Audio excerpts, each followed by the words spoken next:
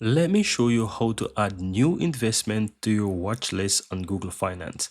Once you have Google Finance open, guys, simple, go ahead and find that watch list folder that you have on your Google Finance. So I'm going to open up the burger menu on the left hand side and just choose one of my watch lists here. So I'm going to click a new watch list as that's one of them that I have there.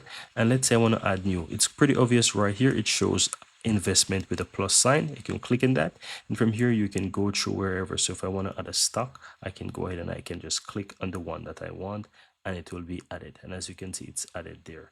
If I go through again and I want to add more, I can, let's say, go into mutual funds and I can add, for example, let's take this one here.